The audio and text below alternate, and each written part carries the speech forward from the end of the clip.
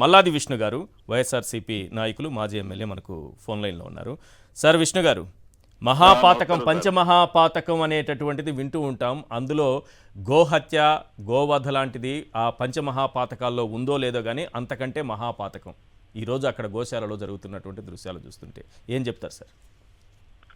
Sir ఇప్పుడు పైన ఇందాక మాట్లాడినటువంటి స్వామివారు ఇతర అందరితో ఏకీపిస్తున్నారు. నేను ఇది చాలా దుర్మార్గమైనటువంటి చర్య అండి. ఎందుకంటే మొన్న లడ్డూ కల్తీ అనేది ఒకటి అనవసరంగా తెర మీద తీసుకొచ్చారు. తర్వాత మొన్న వైకుంఠ ఏకాదశి రోజున అక్కడ జరిగినటువంటి సంఘటనలు, దీంట్లో ఆ సంఘటనల్లో ఈ గోశాలకు సంబంధించినటువంటి ఇన్ఛార్జిని వారికి అక్కడ సంబంధం లేకపోయినా కూడా వారిని అక్కడ నుంచి సస్పెండ్ చేసి పక్కకి ట్రాన్స్ఫర్ చేశారు. డైరెక్టర్ అవును సార్ చేశారు. దాని మీద పర్యవేక్షణ కొరవడింది. అసలు 100 ఆవులు ఈ మధ్య కాలంలోనే చనిపోయినంటే ఎంతటి నిర్లక్ష్యమో, ఎంతటి అశ్రద్ధో, ఎంతటి ఇదే మనకి స్పష్టం కనపడుతుంది. ఎందుకంటే గోవు యొక్క ప్రాశస్యము మామూలుగా కాదు సార్, సకల దేవతా స్వరూపం గోమాత. ప్రతి ఒక్కరూ కూడా ఆ గోవుని పరిరక్షించాలని, గో సంపదను పరిరక్షించాలని చెప్పని అందరూ ఆలోచిస్తూ ఉంటారు. అది కూడా కాకుండా జగన్మోహన్ రెడ్డి గారి ప్రభుత్వంలో గుడికో గోమాత అని చెప్పని గుడికి గోమాతను ఆ గుళ్ళకు కొన్ని లోకల్లో ఉన్నటువంటి గుళ్ళన్నిటికీ కూడా గోవుల్నిచ్చి దాన్ని పోషిస్తూ గో సంపదని పెంచాలని చెప్పని, గోమాతను పూజించాలని చెప్పని ఒక విధానపరమైనటువంటి నిర్ణయం తీసుకుంది టీటీడీ ఆ రోజుల్లో. అలాంటిది ఈ రోజు ఇలాగా 100 ఆవులు చనిపోవటము, రైలు కింద పడిపోవటము, ఆహారం లేక బక్క చిక్కి ఉండటము, ఇదంతా చూస్తుంటే అసలు హిందూ ధర్మం ఆంధ్రప్రదేశ్ లో బతకడానికి ఏమాత్రమైన అవకాశం ఉందా అని చెప్పి ఈ సందర్భంగా డౌట్ వస్తుంది అనమాట. ఎందుకంటే పైకి ఇతరుల మీద వాడుకోవడానికో, ఇతరుల మీద బుర్ర జల్లడానికో, ఇతర నాయకుల మీద బుర్ర జల్లడానికో కులాలని మతాలని రెచ్చగొడుతూ ఈ రకమైనటువంటి చేష్టలకి దిగజారిపోయే విధంగా టీటీడీ పనిచేస్తుందంటే చాలా దుర్మార్గమైనటువంటి చర్య. దీని మీద నిజ నిర్ధారణ కమిటీ గాని, న్యాయ విచారణ గాని చేయాలి అని చెప్పని కూడా డిమాండ్ చేస్తాను. ఇంకొక ప్రధానమైనటువంటి అంశం ఏంటంటే, స్వామివారిని దర్శనం చేసుకునేటటువంటి సందర్భంలో ఆ స్వామివారు భక్తులు అందరూ వెళ్తున్నటువంటి సందర్భంలో ఆ స్వామివారికి అడ్డంగా జేఈఓను అక్కడ సూపరింటెండెంట్ నుంచి సగానికి పైగా మూసేసి అక్కడికక్కడ బలవంతంగా తిప్పేస్తున్నారు ఇమ్మీడియట్ గా. అది చాలా స్వామివారికి కనపడకుండా కూడా చేస్తున్నారు అనమాట. నేను ప్రాక్టికల్ గా 2 పర్యాయాలు పరిశీలించిన తర్వాత చెప్తున్నటువంటి మాట. అదే నాకు అర్థం కాలేదు అసలు.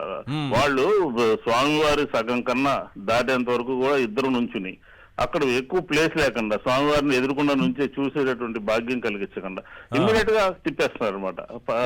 పదండి అని చెప్పండి. అంటే ఇష్టానుసారం అక్కడ సాంప్రదాయాలను కానీ, అక్కడ ఉన్నటువంటి ఆచారాలను కానీ, అక్కడ ఉన్నటువంటి దీన్ని కానీ ఏమాత్రం కూడా గౌరవించకుండా వాళ్ళకి ఇష్టానుసారంగా చేస్తున్నటువంటి పరిస్థితి ఇప్పుడు టీటీడీలో నెలకొంది. ఇది చాలా దుర్మార్గమైనటువంటి విషయం. ఈ గోవుని పట్టించుకోవటము, గోవులు చనిపోవటము, దీని మీద ఖచ్చితంగా న్యాయ విచారణ చేయాలి అని చెప్పని నేను డిమాండ్ చేస్తాను. Thank you sir Malladi Vishnu గారు. ఇవాళ చర్చలో మీరు ఫోన్ లైన్ ద్వారా మీ అభిప్రాయం తెలియజేసినందుకు. రైట్, మీ పాయింట్ ఏంటి శేఖర్ రెడ్డి గారు? పాయింట్ చెప్పండి, ఏం చెప్తున్నారు సార్? ఒక విషయం సార్, విశ్వక్షేణుడు అంటే ఏంటో స్వామి వారికి బాగా తెలుసుంటది, మీకు బాగా తెలుసు సార్. అవును, ఏదైతే విష్ణుమూర్తికి సైన్యాధిపతిగా ఉన్నటువంటి విశ్వక్షేణుడని అభినవ విశ్వక్షేణుడిగా ఆవిష్కరించుకొని మరి టీటీడీ చైర్మన్ గారు ఫ్లెక్సీలు ఎంచుకున్నారు సార్. అభినవ విశ్వక్షేణుడు అని చెప్పేసి విశ్వక్సేనుల వారు ఇంతకు ముందు ఒకసారి సర్వ సైన్యాధ్యక్షులు ఆయన చేసే, మీకు తెలిసే ఉంటుంది శేఖర్ రెడ్డి గారు, మన బ్రహ్మోత్సవాల సమయంలో కూడా ముందుగా విశ్వక్సేనుల వారిని మొత్తం 4 వాడ వీధుల్లో తిప్పుతారు. అన్ని సకలం సౌకర్యం అన్ని బాగుందంటేనే, భక్తులకు ఏ ఆటంకం లేదంటేనే ఆ తరువాతనే బ్రహ్మోత్సవాలు ప్రారంభమవుతాయి. అన్ని ఆయన ఇవ్వాలి, సర్టిఫికేట్ ఆయనే ఇవ్వాలి. అంటే అందరిని భద్రంగా చూసుకునే వ్యక్తి ఆయన సార్. అలాంటి విశ్వక్షేణుడు సారథ్యంలో విష్ణుమూర్తి సేవగానే ఉన్నారు సార్. అన్ని కార్యక్రమాలు బాగానే జరిగాయి సార్. కానీ అభినవ విశ్వక్షేణుడు అని చెప్పి పిలిపించుకున్న వ్యక్తి టీటీడీ చైర్మన్ అవ్వగానే ఏమవుతుంది తిరుమల క్షేత్రంలో? అలా చేసుకోవచ్చా? అభినవ విశ్వక్షేణుడు తప్పు కదా, భగవంతుడితో మనం పోల్చుకోవడం ఏంటి సార్? విశ్వక్షేణుడు అంటే విష్ణుమూర్తికి సర్వ సైన్యాధ్యక్షుడు. అవును, రాగద్వేషాలు లేని వ్యక్తి, దైవ స్వరూపం. ఆయన పేరుని పెట్టుకుంటారా? మీడియా ఛానల్ ముసుగులో తప్పుడు వార్తలు తప్పుడు కథనాలు ప్రచారం చేసుకుంటూ మీడియా ఛానల్ ముసుగులో న్యూస్ అండ్ ఆయిల్ వ్యాపారం చేసుకుని మీడియా ఛానల్ ముసుగులో అర్ధరాత్రి పూట అశ్లీలమైన వార్తలు చూపించుకుంటూ అశ్లీలమైనటువంటి ప్రోగ్రామ్ చేయించుకునే వ్యక్తి అభినవ విశ్వక్షేణుడిగా ఒక హిందువుగా చిక్కుపడుతున్నాను సార్ ఆ మాటకి నేను. కాదు, విశ్వక్సేనుల వారు రక్షించాలి కదా, విశ్వక్సేనుల వారు రక్షించేవారు, సర్వ సైన్యాధ్యక్షులు వారు. కానీ ఈ విశ్వక్సేనుల వారు వచ్చిన తర్వాత ఇన్ని ఘోరాలు, ఇన్ని నేరాలు, ఈ ప్రాణాలకు విలువ లేకుండా పోతోంది. సార్ ఈ అభినవ విశ్వక్షేణుడు టీటీడీ చైర్మన్ వచ్చిన తర్వాత తిరుమల క్షేత్ర పవిత్రత అనేది భక్షించబడుతుంది సార్. దర్శనాల టికెట్లు వేలకి బ్లాక్ లో అమ్ముకుంటున్నారు, జోబీలు నింపుకుంటున్నారు, మద్యం వస్తుంది, మాంసం వస్తుంది, గంజాయి వస్తా ఉంది, కొట్టుకుంటున్నారు, విహారయాత్రలు జరుగుతా ఉన్నాయి. ఆఖరికి గోమాతకి రక్షణ లేక హిందువులు అందరం కూడా పూజించే గోమాత మరణానికి గురైంది. ఈయన అభినవ విశ్వక్షేణుడిగా కీర్తించబడతాడా లేకపోతే అభినవ భక్షకుడిగా కీర్తించబడతాడా? రైట్, రామనాథ్ గారు, ఈ అభినవ విశ్వక్సేనుల వారు ఈ విధంగా ఒకరినొకరు వాళ్ళు పొగుడుకోవడానికో భగవంతునితో పోల్చుకోవడానికో చూపిస్తున్నటువంటి ఆసక్తి నిజంగా విశ్వక్సేనుల వారి పాత్రను నిజంగా పోషించి ఉంటే, టీటీడీ చైర్మన్ గారు నిజంగా పోషించి ఉంటే ఇన్ని ఘోరాలు జరిగేవా? అంటే ఆయన ఆ క్యారెక్టర్ కాదని చెప్పడానికే చాలా జరుగుతున్నాయి ఉదంతాలు, లైవ్ లో కనపడుతూనే ఉన్నాయి. ఇంకో విషయం ఏంటంటే ఈ రోజు జరిగిన దానికి చాలా ఇబ్బందికరమైన అంశము.